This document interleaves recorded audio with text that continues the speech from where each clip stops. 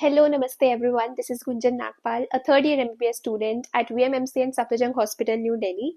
So, I'm going to start a teaching series from today, and this is my first video. So, I wanted it to be a basic video.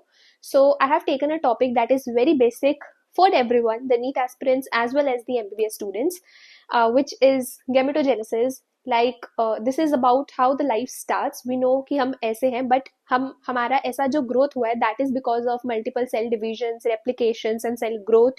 So there is a cell which divides and forms a human body. हम इतने से इतने बड़े ऐसे ही होते हैं because जो हमारे अंदर छोटी सी यूनिट है एक सेल की, वो डिवाइड करती है 2 में, 2 से 4 में, 4 से 8 में, 8 से 16 में.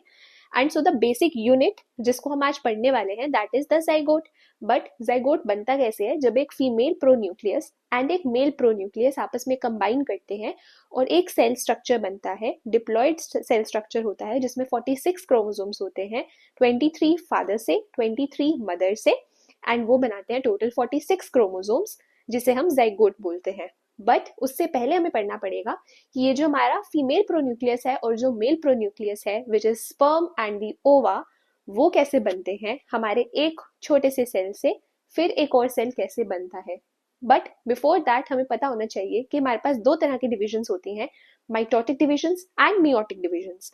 माइटोटिक डिविजन को इक्वेशनल डिविजन भी बोलते हैं बिकॉज जो डॉटर सेल बनती है वो मदर सेल के जस्ट आइडेंटिकल होती है या पेरेंट सेल के जस्ट आइडेंटिकल होती है. बट मियोटिक डिविजन में जेनेटिक रिकॉम्बिनेशन या रीअसॉर्टमेंट होता है जिसकी वजह से डॉटर सेल्स जो है पेरेंट सेल से अलग हो जाती है. So one is an equational division but meiosis is a reduction division. Plus meiosis के दो पार्ट्स होते हैं, मियोसिस 1 एंड मियोसिस 2, जबकि माइटोसिस एक ही बार में कंप्लीट हो जाएगा. जब माइटोसिस होगा तो एक सेल से 2 सेल बनेंगे, बट जब मियोसिस होगा तो एक सेल से 4 सेल बनेंगे और क्रोमोसोम नंबर हाफ हो जाएगा.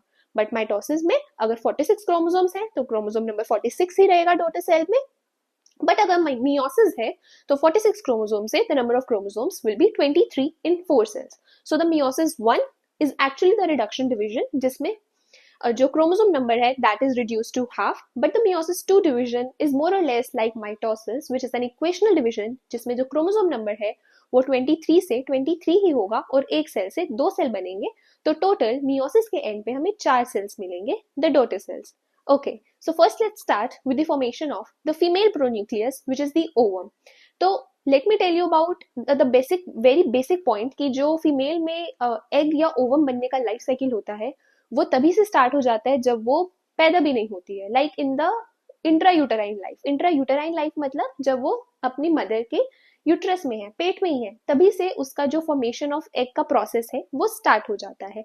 बट जब वो डिवाइड कर रहे हैं तो करते करते कुछ का मतलब डेथ भी होने लगेगा. And this type of death is not necrosis, this is apoptosis. मतलब this is a programmed cell death जो कि किसी इंजरी की वजह से नहीं हो रही है, जो कि इस वजह से हो रही है बिकॉज वो आगे यूज नहीं हो पा रहे हैं. ठीक है, तो जब फीमेल पैदा होगी तो बहुत सारे उसके जो एग्स हैं वो ऑलरेडी खत्म हो चुके होंगे.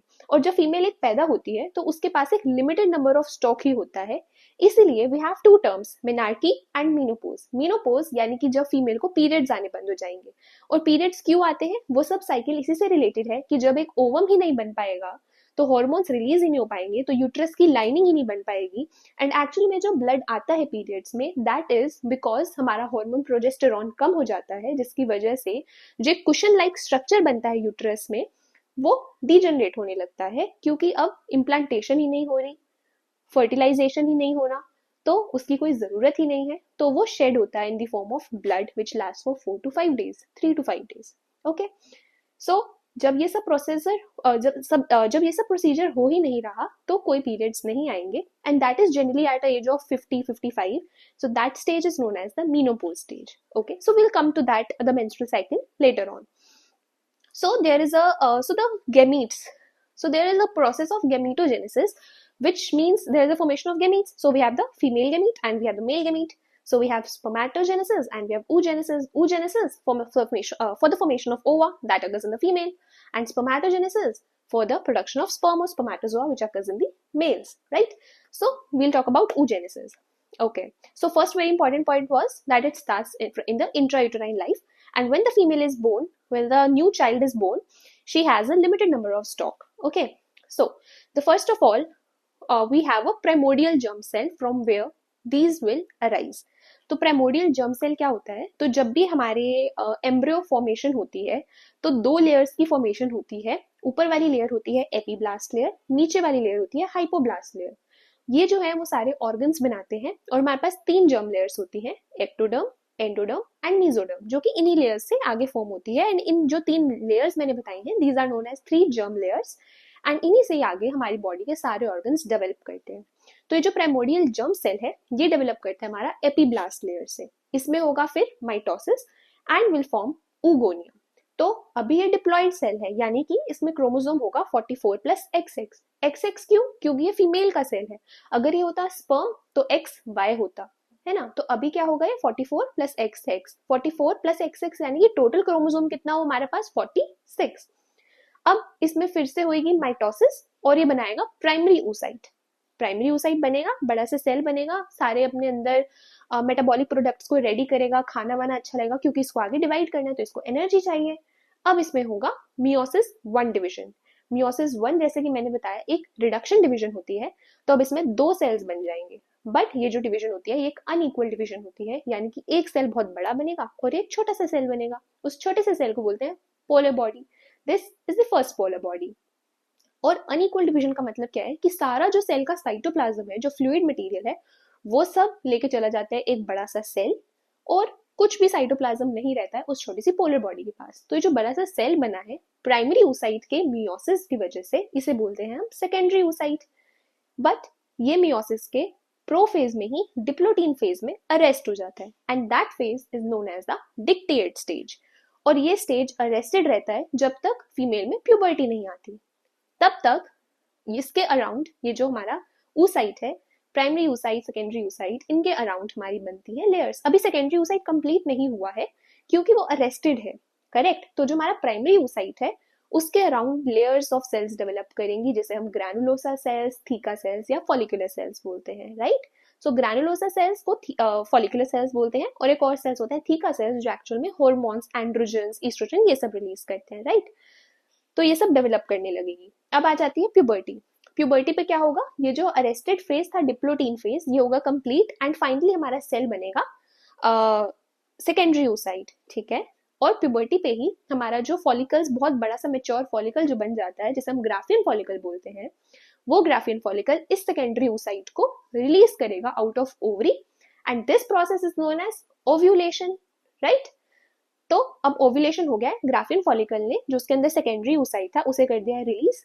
ये ओवम जाएगा फेलोपियन ट्यूब से एम्पुलोइस्थमिक जंक्शन पे एंड वहां पे आएगा स्पर्म, जिसकी वजह से होगा फर्टिलाइजेशन. राइट. बट अब ये जो सेकेंडरी oocyte है इसमें होना है मियोसिस 2. अभी वो नहीं हुआ है. तो मियोसिस 2 कब होगा? वो तब होगा जब स्पर्म आके इसको टच करेगा. करेक्ट. अभी जो सेकेंडरी oocyte है इसमें मियोसिस 2 अभी होगा. तो मियोसिस 2 जब इसमें हो रहा होता है फिर से अरेस्ट हो जाता है ये. तो जब अब ये अरेस्ट होगा, अब ये अरेस्ट होगा मेटाफेज स्टेज पे and that is known as the metaphasic arrest.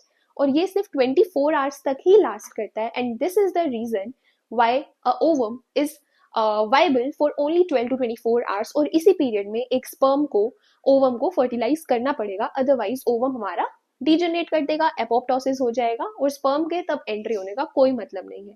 So if we calculate a fertile period of a female, so this is the period जहां पे उनको मेटिंग करना चाहिए ताकि फर्टिलाइजेशन हो और फीमेल प्रेग्नेंट हो जाए. करेक्ट. क्योंकि इसके बाद ओवम जो है वो रिग्रेस कर जाएगा, तो कोई मतलब नहीं है चाहे 1000 स्पर्म्स भी आ जाए, क्योंकि वो फर्टिलाइजेशन होगा ही नहीं, क्योंकि वहां पे कुछ है ही नहीं. और स्पर्म्स जो है वो लाइसोसोमल एंजाइम्स की वजह से डिग्रेड हो जाएंगे, क्योंकि हमारी बॉडी में जब वो आएंगे तो उन्हें फौरन पहचाना जाएगा, इम्यून सिस्टम काम करने लगेगा एंड वो खत्म हो जाएंगे. ओके. तो अब जब फर्टिलाइजेशन होगा तब स्पर्म आएगा. जैसे ही स्पर्म वहां पे आएगा, इसका जो मेटाफेजिक अरेस्ट है वो कंप्लीट हो जाएगा, मियोसिस 2 कंप्लीट हो जाएगी एंड फिर से एक अनइक्वल डिवीजन होगी, जिसमें एक सेकेंड पोलर बॉडी बनेगी विद नो साइटोप्लाज्म और एक बड़ा सा ओवम बनेगा या सेकेंडरी ओवम ही बनेगा. ठीक है. Which is a female pronucleus, जिसमें सारा साइटोप्लाज्म आ जाएगा. और अब ग्राफियन फॉलिकल्स ने रिलीज कर दिया था ओवम, तो ग्राफियन फॉलिकल्स अब खुद कन्वर्ट हो जाएंगे कॉर्पस ल्यूटियम में. अगर प्रेगनेंसी होती है, मतलब स्पर्म अगर फर्टिलाइज कर देता है, so this corpus luteum gets converted to corpus luteum of pregnancy. अगर प्रेगनेंसी नहीं होती है, स्पर्म नहीं आ रहा, या स्पर्म 24-48 घंटे के बाद आ रहा है, तो फिर ये जो कॉर्पस ल्यूटियम है, this gets converted to a white scar which is known as corpus albicans, ठीक है, और जो कि फिर 3-4 दिन पहले रिग्रेस हो जाता है बिफोर मेंस्ट्रुएशन, राइट। और अब ये जो ओवम बना, इसके साथ स्पर्म आएगा, फर्टिलाइजेशन होगी एंड प्रोडक्ट बनेगा हमारा zygote, correct. So this is all about oogenesis। And I think ये वीडियो मुझे यहीं रोकना पड़ेगा बिकॉज ये काफी लंबा वीडियो हो गया है। So in the next video I will share about spermatogenesis and the formation of zygote, fertilization, implantation, capacitation, etc. and all that. And if you're watching it, please let me know how my content was and if you are getting it or not, so that I get motivated enough to upload the next video. So please let me know in the comment section. And thank you so much for watching it. All the best. Have a good day.